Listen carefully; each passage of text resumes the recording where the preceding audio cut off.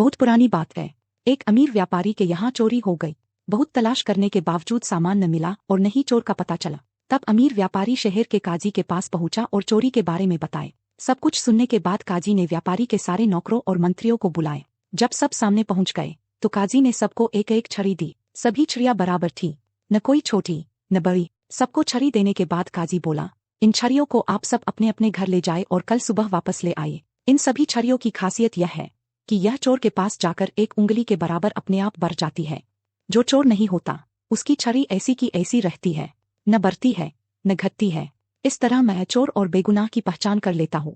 काजी की बात सुनकर सभी अपनी अपनी छड़ी लेकर अपने अपने घर चल दिए। उनमें व्यापारी के यहाँ चोरी करने वाला चोर भी था।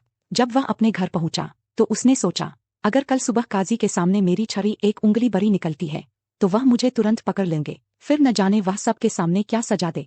इसलिए क्यों न इस विचित्र छड़ी को एक उंगली काट दिया जा, ताकि काजी को कुछ भी पता न चले। चोर यह सोचकर बहुत खुश हुआ और फिर उसने तुरंत छड़ी को एक उंगली के बराबर काट दिया। उसने ध्यान से ऐसा किया कि पता ही न चले कि वह काटी गई है।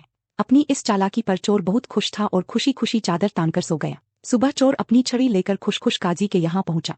वहां पहले से कई लोग जमा थे। काजी एक से एक कर छड़ी देखने लगे। जब चोर की छड़ी देखी गई तो वह एक उंगली छोटी पाई गई। उसने तुरंत चोर को पकड़ लिए और फिर उससे व्यापारी का सारा माल निकलवा लिए।